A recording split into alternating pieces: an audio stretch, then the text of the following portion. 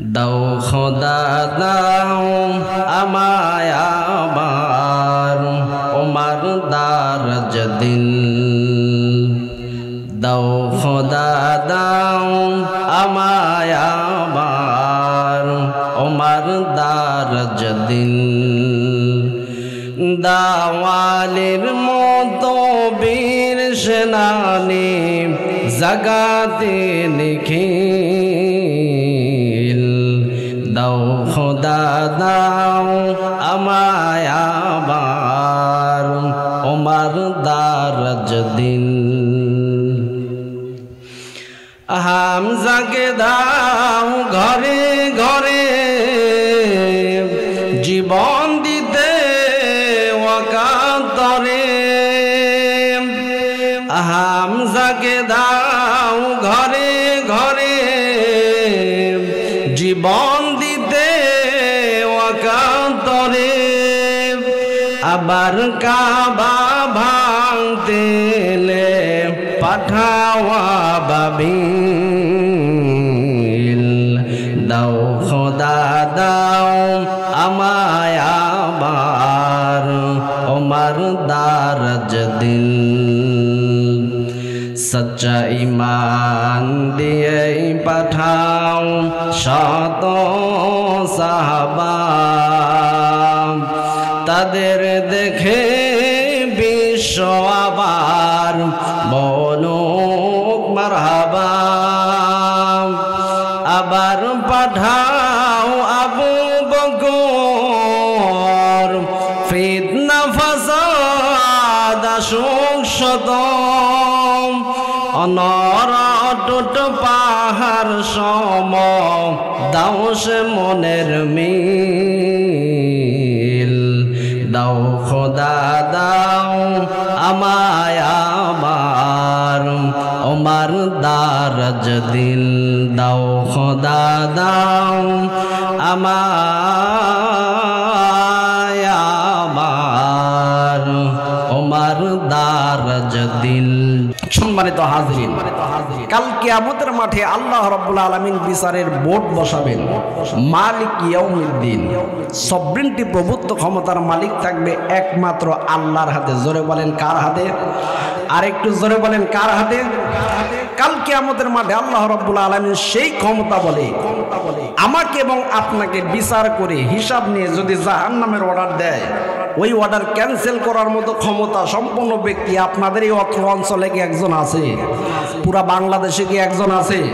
পুরা পৃথিবীতে নাই। একমাত্র শুধুমাত্র আমার আপনার নবী আঙ্গুলের ইশারায় যিনি দুনিয়ার জমিনে বসে থেকে আসমানের চাঁদকে দুই টুকরো করেছে, ওই নবী যদি কালকে আমাদের মাঠে আল্লাহকে বলে, আল্লাহ তুমি যাকে বিচার করে হিসাব নিয়ে জাহান্নামের অর্ডার দিয়েছো, আমল নামায় গুনার পাল্লা ভারী হয়ে গেছে, নেকির পাল্লা হালকা হয়ে গেছে, কিন্তু এই লোকটা দুনিয়ার জমিনে যতদিন বেঁচে ছিল আমি নবীর দল করে বেঁচেছিল, সুন্নতকে আঁকড়ে ধরে মহব্বত করে বেঁচেছিল, এতটুকু শাফাআত এবং সুপারিশ আল্লাহ নবী যদি আপনার পক্ষ থেকে আল্লাহর কাছে করে, সঙ্গে সঙ্গে আল্লাহ রাব্বুল আলামিন বলবেন কদ সালিমান শিদা ইয়া রাসূলুল্লাহ ইয়া হাবিবাল্লাহ। আপনার ইজ্জতের খাতিরে, আপনার বরকতের খাতিরে, আপনার যত সম্মানের খাতিরে, আপনার দলের কর্মীর জন্য আমি আল্লাহ জাহান্নামের অর্ডার ক্যান্সেল করলাম। সিল্লাহ বলেন মারহাবা। ওই নবীর দল করতে আপনারা সকলেই কি রাজি আছেন? কারা কারা রাজি আছেন একটু দু হাত তুলে আল্লাহকে দেখান। লিল্লাহে তাকবীর, নারায়ে তাকবীর। আল কোরআনের আলো, আল হাদিসের আলো, দুনিয়ার মুসলিম, লিল্লাহে তাকবীর। হাত নামান। তাহলে আমরা সকলেই হয়ে গেলাম নবীর দলের কর্মী। নবীর দলের কর্মী যারা হবে তাদের তাহজিব, তামাদ্দুন, শিষ্টাচার, ভদ্রতা কেমন হবে আমি একটু কথা বলার সুযোগ পাইলাম। মুখতাসার সময়ের ভেতরে কোরআন হাদিস থেকে দুটি কথা বলবো, আপনারা শুনবেন। এই তৌফিক আমাদের রব, আমাদের মুনিব, আমাদের স্রষ্টা, আমাদের বিধানদাতা আল্লাহ রাব্বুল আলামিন যেন আমাদেরকে দান করেন। সকলেই বলেন আমিন। আর একটু জোরে বলেন আমিন। ইযা কুরিয়াল কুরআন ফাসতামিউ লাহু ওয়া আনসিতু লাআল্লাকুম তুরহামুন। আল্লাহর ঘোষণা হলো যেখানে যখন কোরআনের আলোচনা করা হয় চুপ হয়ে তোমরা সেই কোরআন শোনো, তোমরা আল্লাহর রহমত পাবে। জোরে বলেন সুবহানাল্লাহ। আর একটু জোরে বলেন সুবহানাল্লাহ। এক বিন্দু রহমত যদি আল্লাহর কোনো বান্দা বান্দি পায়, দুনিয়ার জমিনে থেকে ওই আল্লাহর বান্দা বান্দি আল্লাহর ওলি হয়ে যায়। চিল্লায়ে বলেন সুবহানাল্লাহ। আমার ভাইরা, আমরা আসুন কোরআন থেকে দুটি কথা বলবো, সরাসরি আলোচনায় ফিরে যাব। আল্লাহ রাব্বুল আলামিন বলেন, ওয়ালাকাদ ইয়াসসারনাল কুরআনা লিযিকরি ফাহাল মিন মুদ্দাক্কির। জোরে বলেন আল্লাহু আকবার। আল্লাহ রাব্বুল আলামিন বলেন, এই কোরআনটা আমি উপদেশ গ্রহণ করার জন্য, গ্রহণকারীদের জন্য সহজ করে দিয়েছি। সুতরাং কে আছো তোমরা এই কোরআন থেকে উপদেশ গ্রহণ করবে? জোরে বলেন সুবহানাল্লাহ। কোরআন থেকে উপদেশ গ্রহণ করার জন্য আমরা এই কোরআনের মাহফিলে এসে বসেছি। জোরে বলেন সুবহানাল্লাহ। কোরআনের মাহফিলে এসে বসলে কি হবে? আল্লাহ রাব্বুল আলামিন 1000 বছর আগে বলেন, ফাযাক্কির বিল কুরআনি মান ইয়াখাফু ওয়াঈদ। জোরে বলেন সুবহানাল্লাহ। যে অন্য হাদিসে এসেছে সুবহানাল্লাহি নিসফুল মিজান, একবার যদি কেউ সুবহানাল্লাহ বলে তাহলে মিজানের দাড়িপাল্লার পুরা অর্ধেক দাড়িপাল্লার সওয়াব ওই ব্যক্তির আমল নামায় দেওয়া হয়। জোরে বলেন সুবহানাল্লাহ। আলহামদুলিল্লাহ তামলাউল মিজান। আর যদি কেউ ইমানের সাথে আলহামদুলিল্লাহ বলে তাহলে পুরা মিজানটাই পরিপূর্ণ করে তাকে সওয়াব দিয়ে দেওয়া হয়। জোরে বলেন সুবহানাল্লাহ। আমার ভাইরা, এবার আসুন সুবহানাল্লাহর ভিতরে কি আছে। আল্লাহ নবী সাল্লাল্লাহু আলাইহি ওয়াসাল্লাম 1000 বছর আগে বলেন, একবার যদি আল্লাহর কোনো বান্দা সুবহানাল্লাহ আলহামদুলিল্লাহ এই কথাগুলো বলে তাহলে জান্নাতে তাকে যেই জান্নাতটা দেওয়া হবে সেই জান্নাতের ভেতরে সুবহানাল্লাহ নামের তার জন্য একটা গাছ রোপণ করা হয়। জোরে বলেন সুবহানাল্লাহ। সেই গাছের ছায়া কত বেশি হবে? একটা তেজি ঘোড়া 500 বছর দৌড়িয়ে সেই গাছের ছায়া শেষ করতে পারবে না। জোরে বলেন সুবহানাল্লাহ। এক লোক এই ওয়াজ শুনে আর সুবহানাল্লাহ বলে না। ইমাম সাহেব বলছে, কি ব্যাপার? আগে তো ওয়াজ শুনে অনেক সুবহানাল্লাহ আলহামদুলিল্লাহ বলতেন, বলার আগে আগে বলতেন, কি ব্যাপার এখন বলা শুনি না? তোমার কেমন কারণটা কি? বলে, আপনার ওয়াজ শোনার পরে আমি সুবহানাল্লাহ আলহামদুলিল্লাহ বলা বাদ দিয়েছি। কেন? কারণ আমার যে জান্নাত আল্লাহ আমাকে দিবে, এত সুন্দর জান্নাত, আমি গাছ রোপণ করে বন জঙ্গল বানায় জান্নাতটা বর্ণনা করতে চাই না। আমার জান্নাতটা আমি পরিষ্কার চাই, এজন্য সুবহানাল্লাহ বলতেছেন। আমার ভাইরা, আল্লাহ রাব্বুল আলামিন যেই জান্নাত আপনাকে দিবে ছোটখাটো জান্নাত নয়, সামান্য পরিমাণ ঈমান নিয়ে যদি কেউ জান্নাতে যায়, হাদিস শরীফে এসেছে এই দুনিয়ার 10 দুনিয়ার সমপরিমাণ একটা জান্নাত ওই ব্যক্তিকে দেওয়া হবে। জোরে বলেন সুবহানাল্লাহ। এবার আসুন এই সুবহানাল্লাহর ভিতরে কি আছে? সুবহানাল্লাহ, আল্লাহ পবিত্র, আল্লাহ যাবতীয় অক্ষমতা থেকে পবিত্র। ওয়ালাম ইয়াকুন লাহু কুফুয়ান আহাদ, আল্লাহর সমকক্ষ আর কেউ নাই। জোরে বলেন সুবহানাল্লাহ। দুনিয়ার যত রাজা বাদশাহ আছেন, দুনিয়ার যত ডাক্তার কবিরাজ আছেন, সকলের ক্ষমতা যেখানে শেষ ওইখান থেকে আল্লাহর ক্ষমতা শুরু। জোরে বলেন সুবহানাল্লাহ। এর মানে আল্লাহ যাবতীয় অক্ষমতা থেকে পবিত্র। জোরে বলেন সুবহানাল্লাহ। তাফসীরের কিতাবের ভিতরে আল্লামা ইবনুল জারির রাহমাতুল্লাহি আলাইহি লেখেন, এই সুবহানাল্লাহর ব্যাখ্যায় একটা ঘটনা তিনি এনেছেন। হযরত ইউসুফ নবীর জামানায় ইউসুফ আলাইহিস সালাম যখন কৃষি মন্ত্রীর দায়িত্ব পেলেন, তিনি স্বপ্নের ব্যাখ্যা করেছিলেন যে 7 বছর দুর্ভিক্ষ থাকবে, পরবর্তী 7 বছর সেই দুর্ভিক্ষর সময় আগের 7 বছরের গমগুলো স্টকে রেখে পরবর্তী 7 বছর চালানো লাগবে, সেই গমগুলো মজুত করা হয়েছে। যখন দুর্ভিক্ষ এসে গেছে, সেই দুর্ভিক্ষের সময় আমার ভাইয়েরা তিনি গম বিতরণ করতেছেন। জোরে বলেন সুবহানাল্লাহ। হঠাৎ আতা রাজুলুন ফাকিরুন, একজন ফকির বেশে লোক এসে বলল, আতানি মিম্মা আতাকাল্লাহ, আমাকে একটু দান করুন, আমাকে একটু দান করুন, গম দেন, অভাবে আর বাঁচি না। ইউসুফ আলাইহিস সালাম বললেন নাকি একটা গম দিয়ে দাও, কিছু গম তাকে দেওয়া হলো।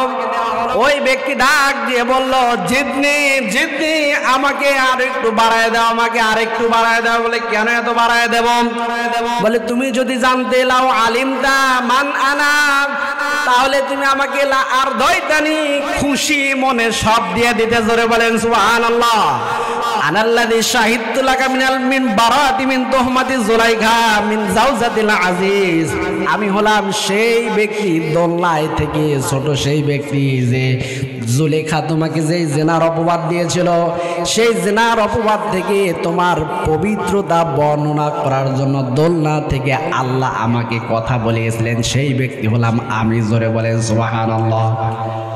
ইউসুফ আলাইহিস সালাম তার এই পবিত্রতার বর্ণনা শুনে তিনি এত খুশি হয়ে গেলেন, তিনি বললেন ওকে 100 ইরদাব গম দিয়ে দাও। বর্তমানে যার পরিমাপ হলো 105 মন। জোরে বলেন সুবহানাল্লাহ। এত খুশি হয়ে গেছেন, কারণ জেনার মধ্যে একটা অপবাদ তাকে দেওয়া হয়েছিল। আল্লাহ রাব্বুল আলামিন সেই দোলনা থেকে, এই ব্যক্তি তখন ওই সময় ছোট ছিল, দোলনা থেকে তিনি কথা বলেছিলেন জানা ইউসুফ দোষী নয়, দোষী হচ্ছে জুলাইখা। জোরে বলেন সুবহানাল্লাহ। আমার ভাইরা, আল্লামা ইবনুল জারির রাহমাতুল্লাহি আলাইহি তিনি বলেন, একবার সুবহানাল্লাহ শোনার পর ইউসুফ নবী যদি ওই ব্যক্তিকে 105 মন, মানে একবার তার পবিত্রতার সাক্ষ্য দিয়েছে, ওই ব্যক্তি এত খুশি সে হয়েছে, 105 মন গম তাকে দিয়ে দিয়েছে। আর যে আল্লাহর বান্দারা আল্লাহর পবিত্রতা ঘোষণা করে প্রত্যেক দিন 5 ওয়াক্তে অনেকবার সুবহান রাব্বিয়াল আযীম, সুবহান রাব্বিয়াল আ'লা, এই কথাগুলো বলে বলে আল্লাহ সেই রবের, সেই আলা, সেই আজিম রবের পবিত্রতা যারা বর্ণনা করে, ওই বান্দাদের আমল নামায় আল্লাহ কত নেকি দিতে পারে। জোরে বলেন সুবহানাল্লাহ। বিগৈরি হিসাব, হিসাব ছাড়া। জোরে বলেন সুবহানাল্লাহ। এবার আসুন, আমরা এখানে এসেছি নেকির জন্যই তো এসেছি। জোরে বলেন ঠিক কিনা? আমি আলোচনায় ঢুকবো, এই নেকির কথা বলি না, দরকার আছে না নাই? আল্লাহ রাব্বুল আলামিন বলেন, ফাউলাইকা ইউবাদদিলুল্লাহু সাইয়্যাতিহিম হাসানাত। জোরে বলেন আল্লাহু আকবার।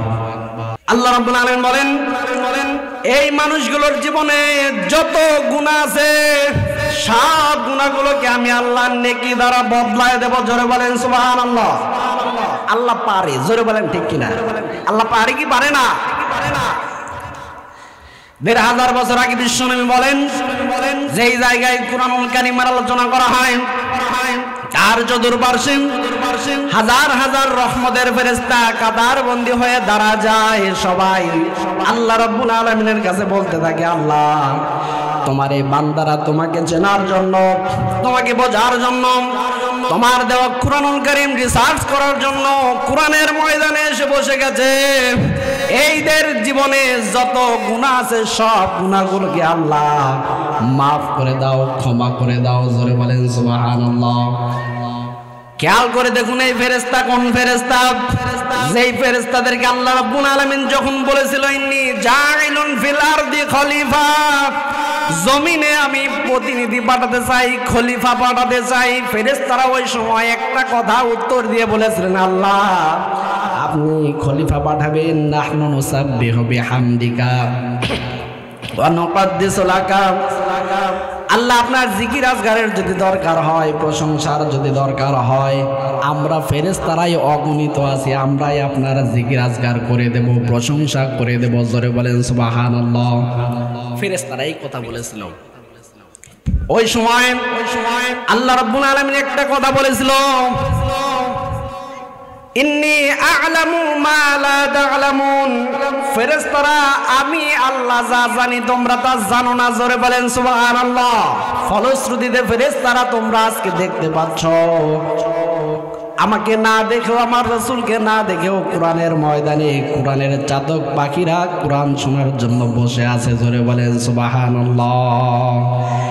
যারা কষ্ট করে রাতের আরামের ঘুম হারাম করে এই যে 1 ঘন্টা ব্যয় করবে, এদের জীবনে গুনাহ থাকার মতো না, আমি আল্লাহ এদের জীবনে নেকি দ্বারা ভরপুর করে দেব। জোরে বলেন সুবহানাল্লাহ।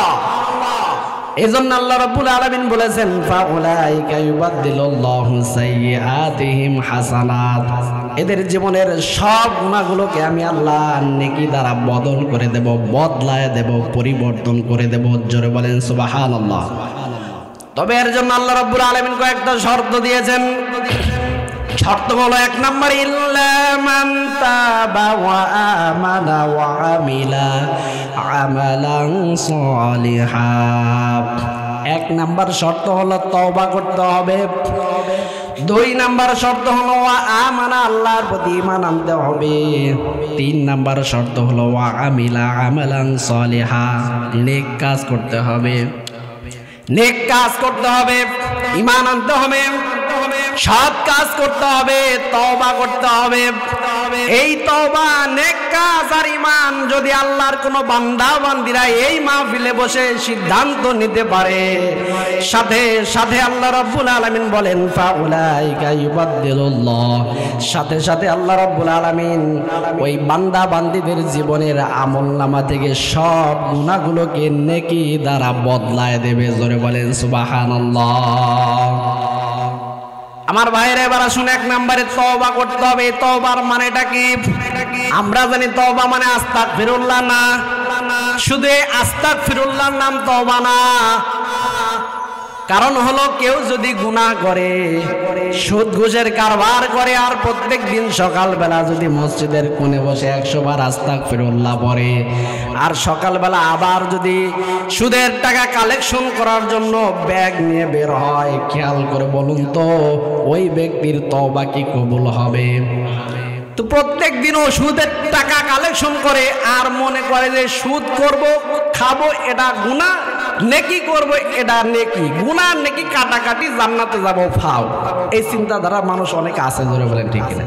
কাটাকাটি মানে গুণন ভাগে খেলা খেলছে। আমার ভাইরা খেয়াল করে শুনুন, তওবা হচ্ছে হাদিস শরীফে এসেছে, কেউ যদি তওবা করতে চায় তাহলে তাকে 3টা শর্ত মানতে হবে। 1 নম্বরে যেই পাপ কাজটার জন্য তওবা করবে, সেই পাপ কাজটা এমন ভাবে তওবা করবে, প্রথমে অনুতপ্ত হবে, মনে মনে অনুতপ্ত হবে। 2 নম্বরে আল্লাহর কাছে আত্মসমর্পণ করবে। 3 নম্বরে যে পাপ কাজটার জন্য তওবা করবে, জীবন থাকতে ওই পাপ কাজে আর দ্বিতীয়বার ফিরে যাবে না। এমন একটা মন মানসিকতা, এমন একটা টেন্ডেন্সি আগে মাথার ভেতরে নিতে হবে। তারপরে এই তওবার বাক্যটা মুখ দিয়ে উচ্চারণ করতে হবে, আস্তাগফিরুল্লাহ রাব্বি মিন কুল্লি যানবি ওয়া আতুবু ইলাইহি লা হাওলা ওয়ালা কুওয়াতা ইল্লা বিল্লাহিল আলিয়্যিল আযীম। এটা হলো পরিপূর্ণ তওবা। জোরে বলেন সুবহানাল্লাহ। আর ওই রকম যদি তওবা করে মসজিদের কোণে বসে, আর যদি পাপ কাজ করতেই থাকে, ওই পাপ আর গুনাহ কাটাকাটি খেলা যদি খেলে, ওর তওবা মসজিদের ছাদের উপরে আর উঠবে না। জোরে বলেন ঠিক কিনা? এইভাবে যদি কেউ তওবা করে, এদের জন্য আল্লাহ রাব্বুল আলামিন বলেছেন ইউবাদদিলুল্লাহ, তাদের গুনাহ আমি আল্লাহ রাখবো না, সব গুনাহ নেকি দ্বারা পরিবর্তন করে দেব, বদল করে দেব। জোরে বলেন সুবহানাল্লাহ।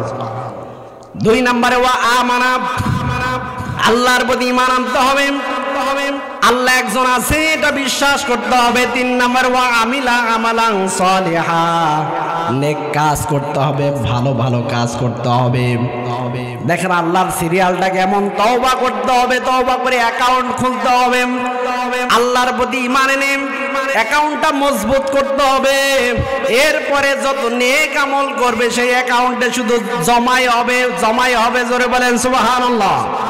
এই যে তাফসীর মাহফিল আপনারা দিয়েছেন, এটা সুন্দর একটা ভালো কাজ, নেক আমল। জোরে বলেন ঠিক কিনা? এই নেক আমল আপনারা করতেছেন, আপনারা এখানে বসে তওবারও নিয়ত করেছেন, গুনাহ থেকে বাঁচার নিয়তে এখানে এসেছেন। জোরে বলেন ঠিক কিনা? তা আল্লাহ রাব্বুল আলামিন আপনাদের জন্যই ঘোষণা দিয়েছেন ফাউলাইকা ইউবাদদিলুল্লাহু সাইয়্যাতিহিম হাসানাত। আমি আল্লাহ এদের জীবনের একটা গুনাহ রাখবো না, সব গুনাহগুলোকে আমি আল্লাহ নেকি দ্বারা বদলায় দেব। জোরে বলেন সুবহানাল্লাহ। আমার ভাইরা, আমি কি এখন মোনাজাত করে দেব? 12টা পার হয়ে গেছে। এত দেরি করা আসলে উচিত না। মাহফিল কমিটি আসলে আগে থেকে সজাগ থাকা দরকার। অল্প কিছু সময় আমাকে দেন, এই অল্প কিছু সময়, সর্বোচ্চ 15-20 মিনিটের ভেতরে মোনাজাতের দিকে চলে যাবো ইনশাআল্লাহ। আমার ভাইয়ের এবার সরাসরি আলোচনায় চলে যাই। আল্লাহ রাব্বুল আলামিন বিশ্বনবী সাল্লাল্লাহু আলাইহি ওয়াসাল্লামকে ১৫০০ বছর আগে দেখবি পৃথিবীর জমিনে পাঠিয়েছিলেন একটাই মাত্র কারণ, ফাযাক্কির বিল কুরআনি মাইয়া খাফু ওয়াঈদ। হ্যাঁ নবী, আপনি মানুষকে সতর্ক করেন, মানুষকে ভয় প্রদর্শন করেন। যখনই আপনি সতর্ক করবেন, ভয় প্রদর্শন করবেন, ওয়াজ করার জন্য মাঠে দাঁড়াবেন, বিল কোরআন, কোরআন দিয়ে ওয়াজ করবেন, কোরআন দিয়ে সতর্ক করবেন। মাইয়া খাফ ওয়াঈদ, যার ভেতরে আল্লাহর ধমকের ভয় আছে, আপনার এই ওয়াজটা তার কাজে লাগবে। জোরে বলেন সুবহানাল্লাহ। আল্লাহর ধমকের ভয় যার অন্তরে নাই, ওকে যদি আপনি গুলিয়েও খাওয়ান, ওকে আপনি হেদায়েত দিতে পারবেন না। জোরে বলেন ঠিক কিনা? কারণ হলো হেদায়েতের মালিক আপনি না, আপনাকে হেদায়েতের দায়িত্ব দিয়ে পাঠানো হয়নি। ইন্নাকা লা তাহদি মান আহবাবতা ওয়ালাকিন্নাল্লাহা ইয়াহদি মান ইয়াশা। আল্লাহ রাব্বুল আলামিন কোরআন কারীমে বলেন, হে নবী, আপনি যাকে ইচ্ছা ভালোবাসেন তাকে হেদায়েত দিতে পারবেন না। আর আমি আল্লাহ হেদায়েতের মালিক, আমি যাকে ইচ্ছা চাই তাকে হেদায়েত দিতে পারি, এটা আমার হাতে। জোরে বলেন সুবহানাল্লাহ। হেদায়েত দেওয়ার যদি এটা মানুষের হাতে থাকতো, তাহলেও আত্মীয় স্বজন গোড়া গোষ্ঠী যা আছে সবাইকে হেদায়েত দেয়া, মুসলমান বানায়, জান্নাতি বানায় দিতে। জোরে বলেন ঠিক কিনা? হেদায়েতের এই মালিকানাটা আল্লাহ রাব্বুল আলামিন নিজের হাতে রেখেছেন। যদি তাই থাকতো, আল্লাহ নবী সাল্লাল্লাহু আলাইহি ওয়াসাল্লামের আপন চাচা আবু লাহাব, তাকে হেদায়েত তিনি দিতে পারতেন, হেদায়েত দিতে পারেন নাই। জোরে বলেন ঠিক কিনা? আল্লাহ নবী সাল্লাল্লাহু আলাইহি ওয়াসাল্লামের আপন চাচা আবু তালেব, মানে আপন গোষ্ঠীর লোক, একবারে আপন রক্তের লোক, এই সমস্ত মানুষদেরকে আল্লাহ রাব্বুল আলামিন হেদায়েত কপালে রাখে নাই। তাদের জন্য জাহান্নামের ঘোষণা পর্যন্ত এসেছে। সূরা লাহাব তার আপন চাচার বিরুদ্ধে নাজিল হয়েছে। এমনকি তার আপন চাচা আবু তালেব মরণের সময় শিওরে গিয়ে বলেছিলেন, ইয়া আম্মি আবি তালেব কুল লা ইলাহা ইল্লাল্লাহ হাজ্জুল লাকা ইনদাল্লাহি ইয়াউমাল কিয়ামা। হে আমার চাচা, আপনি লা ইলাহা ইল্লাল্লাহ বলেন, কিয়ামতের মাঠে আপনাকে আমি আল্লাহর সাথে ঝগড়া করে হলেও জান্নাতে নিয়ে যাব। ওই সময় আবু জেহেল পাশে দাঁড়িয়েছিল, নেতা চোখে টিপ মারে আর বলে, কালেমা কিন্তু পড়বা না। আর পরে নাই। হাদিস শরীফে এসেছে, এই আবু তালেবকেও জাহান্নামের শাপ দেওয়া হবে, জাহান্নামের সর্বনিম্ন তাপটা তাকে দেওয়া হবে। কারণ হলো এই আবু তালেব বিশ্বনবী সাল্লাল্লাহু আলাইহি ওয়াসাল্লামকে রাজনৈতিকভাবে প্রোটেকশন দিয়েছে, এবং ছোট্টবেলা থেকে তার পিতা মারা যাওয়ার পর থেকে কোলে পিঠে বুকে সব জায়গায় করে সে তাকে মানুষ করেছে। এই জন্য তার শরীরে আগুন লাগবে না, কিন্তু পায়ে যেহেতু কোনোদিন লাগায় নাই বিশ্বনবীর ছোঁয়া, সেই পায়ে আবু তালেবের পায়ে জাহান্নামের একটা আগুনের জুতা পরায় দেওয়া হবে। হাদিস শরীফে এসেছে, এটা সবচেয়ে কম তাপ, কম আযাব। সেই তাপ, সে আযাবের তোর বেশি এত হবে যে আবু তালেবের সাথে সাথে জুতাটা লাগায় দেওয়ার সাথে সাথে আগুনের ফুলকির মতো তার মাথার মগজটা ফট করে ফেটে যাবে। জোরে বলেন আল্লাহু আকবার। আমার ভাইরা, খেয়াল করে শুনুন, কান লাগান। আল্লাহ রাব্বুল আলামিন যেহেতু বললেন, ইন্নাকা লা তাহদি মান আহবাবতা ওয়ালাকিন্নাল্লাহা ইয়াহদি মান ইয়াশা, আল্লাহ রাব্বুল আলামিন যাকে ইচ্ছা তাকে হেদায়েত দিতে পারেন। সুতরাং লাস্তা আলাইহিম বিমুসাইতির, হে নবী, আপনাকে আমি দারোগা করে পাঠাই নাই, দারোগা করে পাঠাই নাই যে দুনিয়াতে আপনি গিয়ে লাঠি চার্জ করবেন, দুনিয়াতে গিয়ে আপনি মেরে মেরে মানুষকে মুসলমান বানাবেন, দুনিয়াতে আপনি মানুষকে পিটিয়ে পিটিয়ে নামাজি বানাবেন। এই দায়িত্ব আপনাকে দেওয়া হয়নি। কুলিল হাক্কু মির রাব্বিকুম ফামান শাআ ফালইউমিন ওয়া মান শাআ ফালইয়াকফুর। আপনার দায়িত্ব শুধু হক কথাগুলো দলিল আর প্রমাণ দিয়ে মানুষের কাছে উপস্থাপন করা। যার ইচ্ছা হয় সে মানবে মানুক, আর যার ইচ্ছা হয় সে শিরিক করতেছে করুক, কুফরি করতেছে করুক, আমি আল্লাহ একজন আছি। জোরে বলেন ঠিক কিনা? জোরে বলেন আল্লাহ আছে না নাই? মা উনজিলা ইলার রাসূল তারা আয়ুনাহুম তাফিদু মিনাদ দামি। জোরে বলেন সুবহানাল্লাহ। হে নবী আপনি দেখবেন কোরআনের কথাগুলো যারা বোঝার চেষ্টা করে দেখবেন অন্তরালে তাদের অন্তর চক্ষু কাঁপে, তাদের চোখ দিয়ে দরদর করে পানি পড়ে। জোরে বলেন সুবহানাল্লাহ। হাদিস শরীফের ভেতরে দেখেছি এই চোখ দিয়ে পানি পড়া এটা যে কত বড় একটা আমল। ইয়াউমা লা জিল্লা ইল্লা জিল্লুহু, ইয়াউমা লা জিল্লা ইল্লা জিল্লুহু।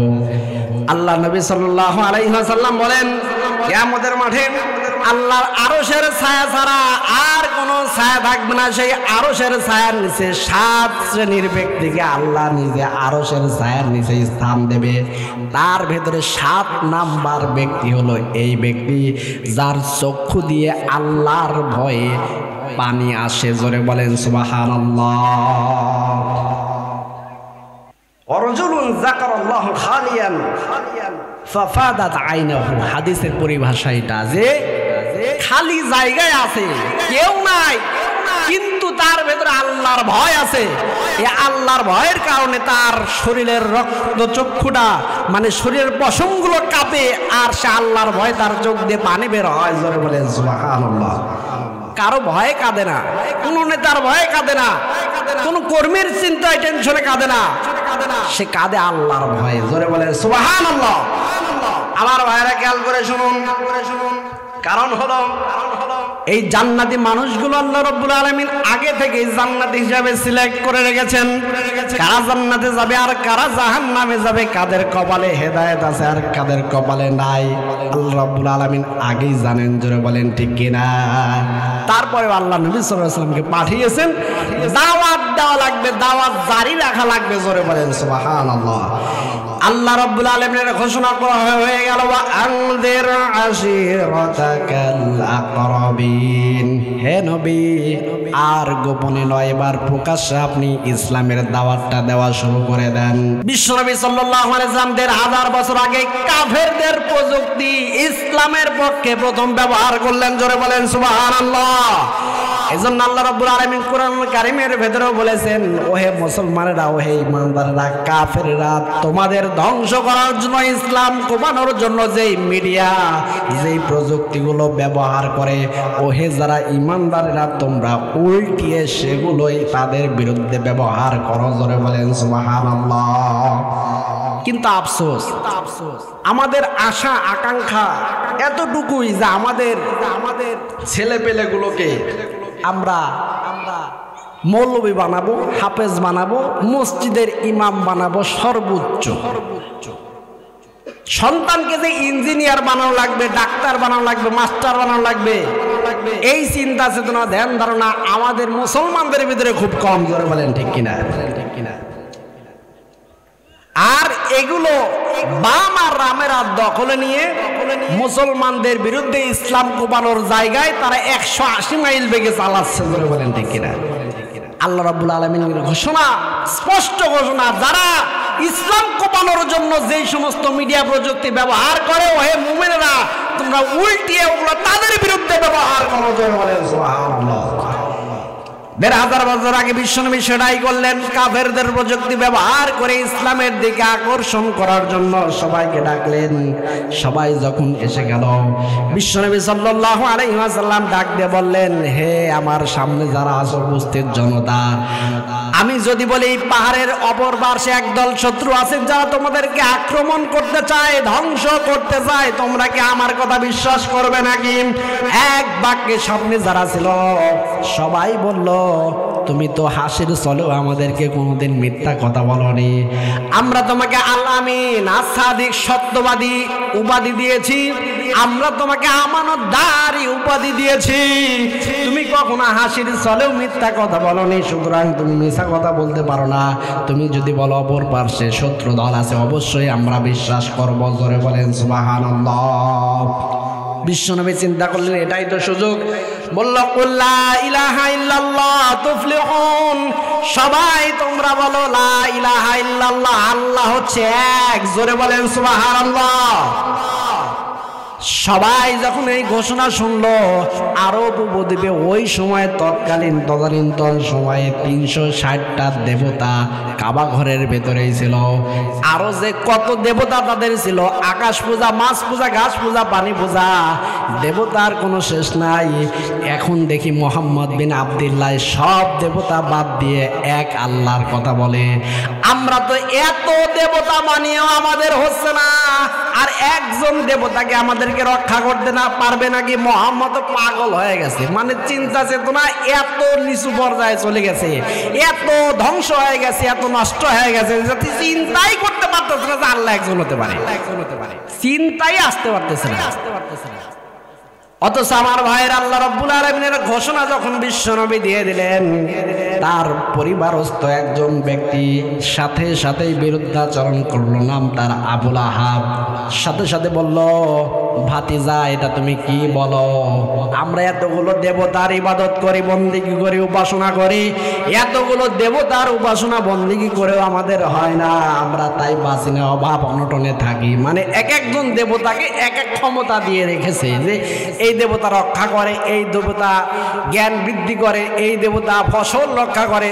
মানে আমাদের সমাজে এমন আছে না, আমাদের যারা অন্য ধর্মাবলম্বী যারা আছে তারা এইভাবে বিভিন্ন ক্ষমতায় উৎস তাদেরকে বানিয়ে রেখেছে। এইরকম ভাবে ১৫০০ বছর আগে বিশ্বনবী সাল্লাল্লাহু আলাইহি ওয়াসাল্লাম যখন ছিলেন, দাওয়াত যখন দিচ্ছিলেন, তখন ওই সময় ছিল। তারা যখন এই কথা বলা শুরু করলো, আমার ভাইরা, বিশ্বনবী সাল্লাল্লাহু আলাইহি ওয়াসাল্লাম বললেন, না, এগুলো একটাও চলবে না, সব বাতিল। লা ইলাহা ইল্লাল্লাহ, আল্লাহ হচ্ছে একজন, আল্লাহ হচ্ছে একজন। সে আল্লাহর সংজ্ঞাও আবার দিয়ে দিলেন, আল্লাহ তিনি হতে পারেন কুল হুয়াল্লাহু আহাদ, আল্লাহুস সামাদ, আল্লাহ হচ্ছে অমুখাপেক্ষী, লাম ইয়ালিদ ওয়া লাম ইউলাদ, আল্লাহ কারো হতে জন্মগ্রহণ করেনি, আল্লাহ কাউকে জন্মও দেয়নি, মানে আল্লাহর স্বামীও নাই, আল্লাহর স্ত্রীও নাই, আল্লাহর সন্তানও নাই, আল্লাহ হচ্ছে একজন। জোরে বলেন সুবহানাল্লাহ। ওয়ালাম ইয়াকুল্লাহু কুফুয়ান আহাদ, আল্লাহর সমকক্ষ আর দ্বিতীয় কেউ নাই। জোরে বলেন সুবহানাল্লাহ। এই কথা যখন বলে দিলেন, আবুল আহাব সাথে সাথেই তার হাতে একটা পাথর নিয়ে বিশ্ব নবীর দিকে ছুঁড়ে মারল আর বলল, তাব্বালাকা আলিহাযা জামাদানা, এ মুহাম্মদ, তুমি এই কারণে কি আমাদেরকে এক জায়গায় করেছো নাকি? এই অযথা কারণে কি তুমি আমাদের সকালটা নষ্ট করে দিচ্ছ নাকি? বিসমিল্লাহ গলত, মানে আমাদের এই দিনটাই নষ্ট হয়ে যাচ্ছে, তুমি এটা কি করলে সকালবেলা? সাথে সাথেই আল্লাহ রাব্বুল আলামিন সেই জিনিসটাই পছন্দ না করে সাথে সাথে কাউন্টার আয়াত নাজিল করে দিলেন, তাব্বাত ইয়াদা আবি লাহাবিন ওয়া তাব্বা। জোরে বলেন আল্লাহু আকবার। সে বলেছিল, তাব্বালাকা মুহাম্মদ, তুই ধ্বংস হ। আল্লাহ রাব্বুল আলামিন বলেন, আমার হাবিব ধ্বংস হবে না, তুই যে ঢেল মেরেছিস যেই হাত দিয়ে, ওই হাত আমি ধ্বংস করবো। জোরে বলেন সুবহানাল্লাহ। তাব্বাত ইয়াদা শব্দটা ছিল ইয়াদানে, দ্বিবচনের নুনটা পড়ে গেছে আরবি ব্যাকরণের কায়দায়। দুই হাত আবুল আহাবের ধ্বংস হয়ে যাবে, আর এটা ধ্বংস হয়েও ছিল। জোরে বলেন সুবহানাল্লাহ। প্রশ্ন আসতে পারে, সে তো এক হাত দিয়ে বিশ্বনবীর দিকে ঢেল ছুঁড়েছিল পাথর, আর দুই হাতকে ধ্বংস করার ঘোষণা দিয়ে আল্লাহ কি জুলুম করেছে নাকি? না, আল্লাহ রাব্বুল আলামিন বলেছেন, লা ইউজলামুনা ফাতিলা, আল্লাহ রাব্বুল আলামিন কোন বান্দার উপরে জুলুম করবে এইটা আল্লাহর খাসলত না, আল্লাহর এটা চরিত্র না। জোরে বলেন সুবহানাল্লাহ। মুফাসসির কেরামগণ ব্যাখ্যা করেছেন, যখন আবুল আহাব ডান হাত দিয়ে বিশ্ব নবীর দিকে পাথর ছুঁড়েছিল, বাম হাতে একটু নড়াচড়া করে শক্তি জুগিয়েছিল, আল্লাহর এই নড়াচড়াই পছন্দ হয় না। জোরে বলেন সুবহানাল্লাহ। ঢেল দিলে একটু ভাত নড়াচড়া করে না ভাই? দূরে যদি আপনি ঢেল দিতে চান শক্তি দিয়ে, আপনার বাম হাতে একটু নড়ানো লাগবে। জোরে বলেন ঠিক কিনা? আমার ভাইয়ের আল্লাহ রাব্বুল আলামিনের জন্য বললেন, ওর হাতে আমি রাখবো না, ও হাতটা আমি ধ্বংস করে দেব। আর পরিশেষে দেখা গেছে আবুল আহাব ধ্বংস হয়েও গেছিল শেষ পর্যন্ত। জোরে বলেন সুবহানাল্লাহ। বদরের যুদ্ধের শেষে যখন মুসলমানদের বিজয় হয়ে গেল, এই বদরের যুদ্ধে এসেছে, একটা প্লেগ রোগ দেখা দিল, আবু লাহাবের সেই লোকটা হয়ে গেছিল। মানে আমাদের করোনা বর্তমানে এসেছিল না, কেউ কারো কাছে যায় না, কেউ কারো কাছে ছোঁয়া লাগবে, মানে পয়জন ছড়াবে এই ভয়ে কেউ কারো কাছে যায় না। ওই সময় প্লেগ রোগ এসেছিল, এই আবু লাহাবের হয়েছিল সেই প্লেগ রোগ, কেউ কারো কাছে যায় না, ঘরের ভেতরে বন্দি করে রেখেছে। মানে আল্লাহর যে লানত প্রাপ্ত, সে জোরে বলেন ঠিক কিনা? ঘরের ভেতরে পয়সে পয়সে মরেছে। অবশেষে তার ছেলে পেলে গুলো দেখে ঘরের ভেতরে মরা পচা গন্ধ পাওয়া যায়, দেখে তার বাবা ইন্তেকাল করেছে। কি করবে? হাবশি গোলাম টাকা দিয়ে কিনে বাঁশ, পাকা বাঁশ দিয়ে তুলে তাকে মরুভূমির ভেতরে গর্তের ভেতরে ফেলে দিয়েছে। কুকুর শ্রীগালের মতো সে আবু লাহাব মারা গেছে। চিল্লায়ে বলেন আল্লাহু আকবার। আরেকটু জোরে বলেন আল্লাহু আকবার। এই আবু লাহাব যে ধ্বংস হবে, সে যে ঈমান আনবে না, আল্লাহ রাব্বুল আলামিন অনেক বছর আগেই বলে দিয়েছে। জোরে বলেন ঠিক কিনা? আমার ভাইরা, প্রায় 10 বছর টাইম পেয়েছিল। মুফাসসির কেরাম বলেন প্রায় 10 বছর টাইম পেয়েছিল সেই ঈমান আনার জন্য। ঈমান যদি সে আনতো তাহলে কুরআন ভুল হয়ে যেত। জোরে বলেন ঠিক কিনা? ঈমান যদি সে আনতো এই 10 বছরের ভিতরে, তাহলে কুরআন ভুল হয়ে যেত। জোরে বলেন ঠিক কিনা? আমার ভাইরা, এবার আসুন, বিশ্বনবী সাল্লাল্লাহু আলাইহি ওয়াসাল্লামের দাওয়াতি কাজটা সহজ ছিল না, অত্যন্ত কঠিন ছিল। বিশ্বনবী সাল্লাল্লাহু আলাইহি ওয়াসাল্লাম এই দাওয়াতি কাজের জন্য তিনি তায়েফের ময়দানে গিয়েছিলেন। তায়েফবাসীরা বিশ্বনবীর সেই দাওয়াত তো মানে নাই, আবার উল্টো বিশ্বনবীর গায়ে তারা পাথর ছুঁড়েছিল, পাথর মেরে বিশ্বনবীর গায়ে রক্তাক্ত করে দিয়েছিল। যেই নবীর গায়ে মশা মাছি পড়া পর্যন্ত হারাম, সেই নবীর গায়ে তায়েফের সেই দুষ্ট লোকেরা পাথর মেরেছিল। দুষ্ট ছেলেদেরকে বলেছিল গ্রামের ভিতরে একটা পাগল ঢুকে গেছে, ওকে পাথর মেরে বিদায় করে দে। ছোট্ট ছোট্ট বালকগুলো নেতাদের আদেশ অনুযায়ী বিশ্বনবীর গায়ে সেই কঙ্করগুলো মারতে লাগলো। বিশ্বনবীর শরীর থেকে রক্ত মোবারক করে জমিনে পড়তেছিল। এই দৃশ্য দেখে মুফাসসির কেরাম লিখেছেন, হযরত জিবরাইল আলাইহিস সালাম প্রায় 24,000 বার এই পৃথিবীর জমিনে বিশ্বনবীর সাথে সাক্ষাৎ করতে এসেছিলেন। সব চাইতে বেশি বার যেই দিন এসেছিলেন সেই দিন হচ্ছে তায়েফের দিন। জোরে বলেন সুবহানাল্লাহ। শুধু আসে বারবার আর ডাকতে বলে, ইয়া রাসূলুল্লাহ, আপনার শরীর মোবারক থেকে রক্ত ঝরছে, এটা তো মানাই যায় না। আপনি শুধু আপনার ঠোঁটটা একটু নাড়ান, আপনি শুধু অনুমতিটা দেন। এই তায়েফবাসীকে আমার 650 ডানা আছে, 2টা ডানা দিয়ে 2টা পাহাড় উল্টিয়ে তাদেরকে চাপিয়ে মেরে ফেলে, আপনি শুধু ঠোঁটটা নড়ান। চিল্লায়ে বলেন সুবহানাল্লাহ। আমার ভাইরা, ওই সময় আল্লাহ নবী সাল্লাল্লাহু আলাইহি ওয়াসাল্লাম বললেন, না জিবরাইল না, আমি তো রহমতের নবী, দয়ার নবী, আমি তো গজবের কারণ হতে চাই না। বরঞ্চ আরো দোয়া করেছে আল্লাহর কাছে, আল্লাহ আপনি এদেরকে হেদায়েত দিয়ে দেন। এরা যদি হেদায়েত না মানে, এদের আন্ডা বাচ্চা যারা আসবে সন্তান সন্ততিদেরকে হেদায়েত কপালে রেখে দেন। জোরে বলেন সুবহানাল্লাহ। আয়েশা রাদিয়াল্লাহু তাআলা আনহা মাঝে মধ্যেই বিশ্বনবীর গায়ে তেল মালিশ করে দিতেন। হঠাৎ একদিন তেল মালিশ করতেছেন, ডাকতে বলে, ইয়া রাসূলুল্লাহ, ইয়া হাবিবাল্লাহ, আমি কি দেখতে পাচ্ছি আপনার শরীরের ভেতরে কখনো কোনো বসার, আমি যখন জব্বার এবং কাহার নামের রূপ ধারণ করে বিচার কাজে বসবেন, আমার উম্মতদেরকে জাহান্নামের ফয়সালা পর্যন্ত দিয়ে ফেলবেন। ওই সময় আমি আমার রবের কাছে শুধু কাকুতিয়ার মিনতি করতে থাকবো, কিভাবে আমার উম্মতদেরকে জান্নাতে নিয়ে যাওয়া যায়, মাফ করার সিস্টেম খুঁজতে থাকবো। আমি শুধু এক পর্যায়ে আল্লাহ রাব্বুল আলামিনের কাছে আমার পিঠের চাদর খানা তুলে দিয়ে বলবো, রব, আমার পিঠের দিকে তাকিয়ে দেখো, তুমি যে কোরআন প্রচারের দায়িত্ব দিয়ে আমাকে পৃথিবীর জমিনে পাঠিয়েছিলে, সেই কোরআন প্রচার করতে গিয়ে আমাকে এত নির্যাতন সহ্য করতে হয়েছে। যার ছাপ তুমি দেখতে পাচ্ছ, আল্লাহ এত কষ্ট সহ্য করেছি, তাদের জন্য বদদোয়া করি নাই, বরঞ্চ তাদের জন্য তোমার কাছে দোয়া করেছি। আল্লাহ আমার পিঠের দিকে তাকিয়ে হলেও আজকে আমার এই দয়ার উম্মতদেরকে আমি জান্নাতে নিয়ে যেতে চাই। জোরে বলেন সুবহানাল্লাহ। হাদিস শরীফ এসেছে, বিশ্বনবী সাল্লাল্লাহু আলাইহি ওয়াসাল্লাম একবার নয়, দুইবার নয়, তিনবার নয়, চারবার আল্লাহর কাছে সেজদায় পড়ে থাকবেন। আর বলতে থাকবেন আল্লাহ যাদের ভিতরে সামান্য পরিমাণ ঈমান আছে তাদের ছাড়া আমি জান্নাতে ঢুকবো না। অবশেষে আল্লাহ রাব্বুল আলামিনের ঘোষণা আসবে চতুর্থবার পর্যন্ত। প্রথম তিনবার যারা ঈমান আছে সামান্য পরিমাণ তাদেরকে তো নিয়েই যাবে, চতুর্থবার আল্লাহ রাব্বুল আলামিনের ঘোষণা হবে ওয়া ইজ্জাতি ওয়া জালালি ওয়া ইরতিফাই মাকানি, আমার ইজ্জতের কসম, আমার জালালিয়াতের কসম, মান ক্বালা লা ইলাহা ইল্লাল্লাহ আদখালাহুল্লাহুল জান্নাহ, যে ব্যক্তি ঈমানের সাথে দুনিয়ার জমিনে একবার লা ইলাহা ইল্লাল্লাহ বলেছে, লা ইলাহা ইল্লাল্লাহর পতাকার ছায়াতলে একবার আশ্রয় নিয়েছিল, আল্লাহ রাব্বুল আলামিন বলেন তাদেরকে আমি জান্নাতে প্রবেশ করাবো। জোরে বলেন সুবহানাল্লাহ। তাদেরকে নিয়ে আল্লাহ নবী সাল্লাল্লাহু আলাইহি ওয়াসাল্লাম জান্নাতে দেবে। এমনকি হাদিসের বর্ণনায় পাওয়া যায় কিছু কিছু মানুষের জাহান্নামের ফয়সালা পর্যন্ত হয়ে যাবে, জাহান্নামে পর্যন্ত ঢুকে যাবে, তাদেরকে আল্লাহ নবী সাল্লাল্লাহু আলাইহি ওয়াসাল্লাম বের করে এনে হাউজে কাউসারের পানিতে গোসল করিয়ে তাদেরকে জান্নাতে নিয়ে যাবেন। সিল্লাহ বলেন সুবহানাল্লাহ।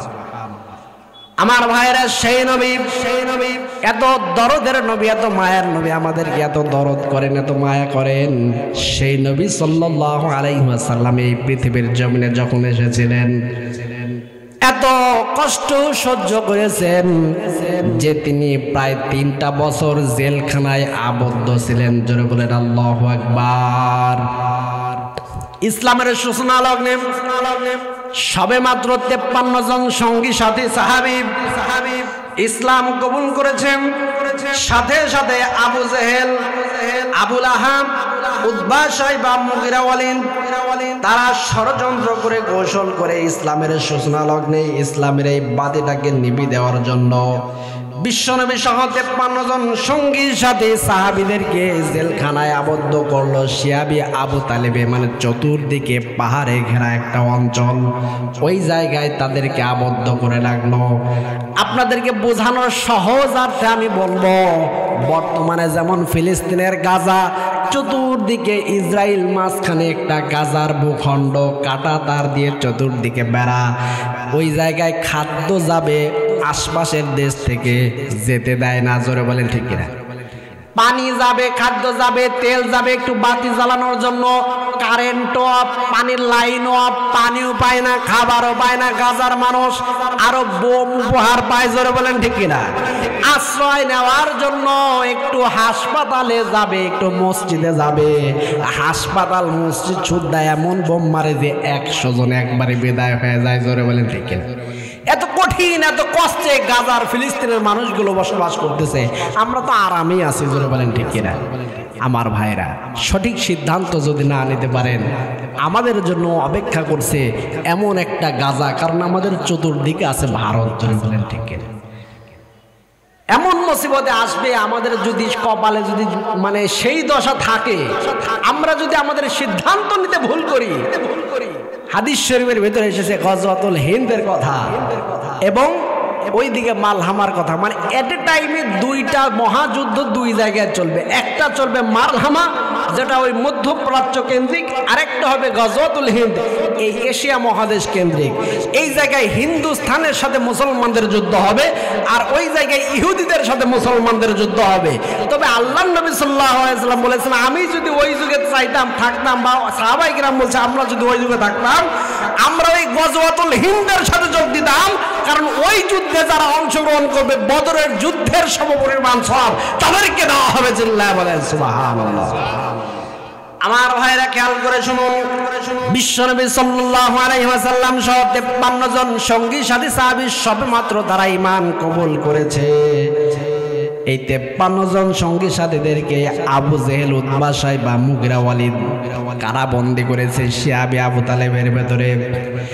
বিদেশ থেকে কাফেলা আসে গম বেচার জন্য, বিভিন্ন আসবাবপত্র মাল বেচার জন্য। আবু জেহেল, আবু লাহাব ডাক দিয়া বলে, এদের কাছে গম বেচা তোমাদের জন্য জায়েজ নাই, এরা অবরুদ্ধ, এরা কারারুদ্ধ, এদের উপরে স্যাংশন দেওয়া হয়েছে, এদের কাছে মাল বেচা, গম বেচা, আসবাবপত্র দেওয়া তোমাদের জন্য জায়েজ নাই, ফতোয়া দেওয়া হয়ে গেছে। এই ফতোয়া দেওয়ার পর আবার প্রলোভন দেখাচ্ছে, যেই মালের দাম 10 টাকা সেই মাল তোমাদেরকে দেব 100 টাকা, যদি তোমরা বেচতে চাও আবু লাহাবের বাড়িতে চলে যাও। চিল্লায় বলেন নাউজুবিল্লাহ। বাড়ির ভিতরে যখন লোভে লোভী ব্যবসায়ীগুলো গেছে গম বেচার জন্য 10 টাকার মাল 100 টাকা, সাথে সাথে গেটটা আটকায় নাঙ্গা তরবারি বের করে আবুল হাব আবু জেহেল ডাক দিয়ে বলে, যেই জিনিস যেই দামে ক্রয় করেছো সেই একই দামে করিবে বিক্রয়, কোনো লাভ তোমাদেরকে দেওয়া হবে না, দ্বিমত যদি করো কল্লাও থাকবে না। মানে লোভী ব্যবসায়ী এখন জান বাঁচানোর দায়ে যা বিক্রি ক্রয় করে নিয়েছিল তাই বিক্রয় করে বিদেশ চলে গেছে। এমন একটা অবস্থায় বিশ্বনবী সাল্লাল্লাহু আলাইহি ওয়াসাল্লাম এবং সঙ্গী সাথী সাহাবায়ে কেরাম অবরুদ্ধ অবস্থায় ছিলেন, খাবার পান নাই, পানিও পান নাই, অত্যন্ত কষ্টকর জীবন যাপন করেছেন প্রায় 3.5 বছর। অবশেষে বাহিরে একজন মুসলমানও নাই। সেই মুসলমান বাহিরে না থাকার কারণে আল্লাহ রব্বুল আলামিনের ঘোষণা করা হয়ে গেল, ওয়ায়ামকুরুনা ওয়ায়ামকুরুল্লাহ, তারাও ষড়যন্ত্র করে, কৌশল করে, আমার আল্লাহ সেই কৌশলের জবাব দেবে, চক্রান্তের জবাব দেবে। জোরে বলেন সুবহানাল্লাহ। আল্লাহ রব্বুল আলামিন সেই অমুসলমান মুশরিকদের ভেতরে বিশ্বনবীর ভালোবাসা ঢুকায় দেওয়া শুরু করলেন। জোরে বলেন সুবহানাল্লাহ। 3টা বছর পার হতে লাগলো। অবশেষে একজন একজন করে মুসলমানদের ভিতরে যখন কেউ বাহিরে নাই, অমুসলিম মুশরিকদের ভিতরে নবী প্রেম হওয়া শুরু হয়ে গেল। সর্বপ্রথম শুরু হয়ে গেল আবু জেহেলের প্রধান উপদেষ্টা হিশাম ইবনে আমর। 3 দিন যাবত তার ঘুম আসে না, শুধু রাত্রে মোহাম্মদ বিন আব্দুল্লাহকে স্বপ্নে দেখে তো দেখে, আর ঘুম আসে না। ঘুম না আসলে এমনিতেই কিন্তু মানুষ পাগল হয়ে যায়। জোরে বলেন ঠিক কিনা? ঘুম আসে না, এখন কি করবে? ডাক দিয়ে বলছে, এইভাবে তো আর রাখা যায় না, এইভাবে তো আর থাকা যায় না। যদিও আমি আবু জেহেলের প্রধান উপদেষ্টা, আমি এই মোহাম্মদ বিন আব্দুল্লাহ ভালো একটা মানুষ, তাকে জেলখানায় রাখবো না। জোরে বলেন সুবহানাল্লাহ। খেয়াল করে শুনুন, তার কিন্তু ঈমান নেই, সে কিন্তু মুসলমান নয়, কিন্তু ঈমান না থাকার পরেও বিবেকের তাড়নায় সে বলতেছে আল আমিন আস সাদিক। আমরা যাকে উপাধি দিয়েছি, সমাজে যাকে ভালো মানুষ হিসেবে আমরা চিনি, এই ভালো মানুষগুলো কখনো জেলখানায় থাকতে পারে না। জোরে বলেন ঠিক কিনা? আমার ভাইরা খেয়াল করে শুনুন, আমাদের সমাজে ভালো মানুষগুলো জেলখানায় ছিল, আর আমরা ইমানদার দাবি করি, মুমিন মুসলমান ভাই ছিলাম। খেয়াল করে শুনুন, ইমান থাকার পরেও আমরা সেই উদ্যোগটা নিতে পারি না। জোরে বলেন ঠিক কিনা? 15টা বছর জেলখানায় থাকতে থাকতে আমাদের রাহবার গুলো ইন্তেকাল ফরমাইলেন, শহীদ হয়ে গেলেন আল্লাহর কাছে। চিল্লাহ বলেন ঠিক কিনা? আমার ভাইরা খেয়াল করে শুনুন, আল্লাহর নবী সাল্লাল্লাহু আলাইহি ওয়াসাল্লাম এই অবস্থায় দিন পার করতেছিলেন। এক পর্যায়ে এই হিশাম ইবনে আমর সে চিন্তা করলো, এইভাবে ভালো মানুষগুলোকে জেলখানায় রাখা যায় না। সে উদ্যোগ নিল, তাকে বের করব। চিন্তা করলো একলা তো পারবো না। গেল রাত্রেবেলা, রাতের অন্ধকারে জোহাইর ইবনে উমাইয়ের কাছে সে ছিল আবু জেহেলের বডিগার্ড, গরম মানুষ, সব সময় আবু জেহেলের সাথেই থাকতো। সে চিন্তা করলো তার কাছে যাই, গিয়ে দেখলো তারও একই অবস্থা, রাতে ঘুম আসে না, শুধু মোহাম্মদ বিন আব্দুল্লাহকে স্বপ্ন দেখে। ডাক দিয়ে বলল, ভাই আমারও একই অবস্থা, মোহাম্মদকে শুধু স্বপ্নে দেখি, আর রাতে আমার ঘুম আসে না।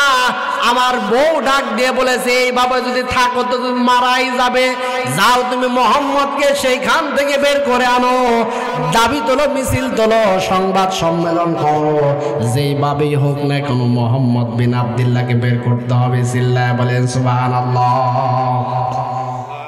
চিন্তা করলো নাই, 2 জনে হতে পারবো না। 2 জনে মিলে হঠাৎ করে আবার গেল মুতাইম ইবনে আদির কাছে। এই মুতাইম ইবনে আদি সে ছিল আবু জেহেলের টাকা কামাই করা মেশিন। আমাদের বর্তমান সময়ে এমন কিছু মানুষের টাকা কামাই করা মেশিন আছে, রাস্তা, ব্রিজ, কালভার্টের মোড়ে মোড়ে দাঁড়িয়ে থেকে চান্দা কালেকশন করে। জোরে বলেন ঠিক কিনা? এই ছিল মুতাইম ইবনে আদি, আবু জেহেলের টাকা কামাই করা মেশিন। ডাক দিয়ে বলতেছে, কি ব্যাপার নেতা? বলে, হ্যাঁ আমারও একই অবস্থা, আমার সন্তান, তার বয়স 3 বছর 15 দিন। আমার এই সন্তানটা যেদিন হয়েছিল, মুহাম্মদ বিন আব্দুল্লাহ আমার বাড়িতে গিয়ে আমার সন্তানের মুখে তার মুখের লালা একটু লাগিয়ে দিয়েছিল। সেই বরকতে আমার সন্তান মুখ দিয়ে যা বলে তাই হয়ে যায়। আজ 3 দিন যাবত আমার সেই ছোট্ট সন্তানটা শুধু মোহাম্মদ মোহাম্মদ বলে শুধু চিৎকার করতেছে। মোহাম্মদ না দেখলে নাকি সে মারা যাবে। আমার তো ভয় হয়ে যাচ্ছে, আমার সন্তানটা যদি মারা যায় তাহলে কি হবে। তো মোহাম্মদকে বের করে আনা লাগবে, তার কাছে দেওয়া লাগবে। জোরে বলেন সুবহানাল্লাহ। চিন্তা করে দেখেন, এগুলো এক লোক একজনও কিন্তু মুসলমান নয়, কিন্তু ইমানের তাড়নায় বিবেকের খাতিরে তারা চাচ্ছে না এই ভালো মানুষগুলো জেলখানায় রাখতে পারে না। জোরে বলেন সুবহানাল্লাহ। এরপরে তারা গেছে সাইমা ইবনে আসওয়াদ বিন মুত্তালিবের কাছে। সে হলো তার যে হালিমার চাচাতো বোন ছিল, এই সাইমা ইবনে আসওয়াদ বিন মুত্তালিবের মা। সে ডাক দিয়ে বলতেছে, শোনো, তুমি যখন ছোট ছিলেন আমার বোন মোহাম্মদকে ছোট অবস্থায় লালিত পালিত করেছে। সেই সময় তোমরা দুইজনে একসাথে খেলাধুলা করেছো। মোহাম্মদকে আমি ছোট্ট বেলা থেকেই চিনি। আজ আমি কেমন যেন মনে মনে লাগছে, মোহাম্মদকে দেখার জন্য ইচ্ছা হচ্ছে। মা হিসাবে তোমার সন্তান কসম করে বলছে, মোহাম্মদকে সেখান থেকে বের করে আনো, সে একটা ভালো মানুষ। জোরে বলেন সুবহানাল্লাহ। এই 4 জন আরো একজনের কাছে গেছে, তার নাম হচ্ছে মুখতার ইবনে হিশাম। এই লোকটা ছিল আবু জেহেলের বডিগার্ড, সুঠাম দেহের অধিকারী। সব সময় আবু জেহেলকে চেক দিয়ে রেখেছে। তার এই সুঠাম দেহের শরীরে এমন একটা অসুখ হয়ে গেছে, সুঠাম দেহ একেবারে শুকায় তছনছ হয়ে গেছে। এখন মরার দশা, বিছনায় পড়েছে। তার মা তার কাছে এসে ডাকতে বলতেছে, বেটা আমি শুনে আসলাম মোহাম্মদ যেই কালেমাটার দাওয়াত দিয়ে বেরিয়েছে, সেই কালেমাটা দুধ আর মধুর সাথে মিশে কালেমাটা পরে ফু দিয়ে খালে যাতে যেন সব অসুখ ভালো হয়ে যায় শুনে আসলাম। মা হিসাবে তোমার এই অসুস্থতা আমি আর দেখতে পাচ্ছি না। তুমি আমার সামনে বিছানায় মরে যাচ্ছ ভাব। আমি মা হিসাবে তোমাকে অর্ডার করছি, একটু মোহাম্মদের কালেমাটা পরে দুধ আর মধ্যে ফু দিয়ে একটু খাও, দেখো কি অবস্থা হয়। আমার মন বলছে তুমি ভালো হয়ে যাবে। জোরে বলেন সুবহানাল্লাহ।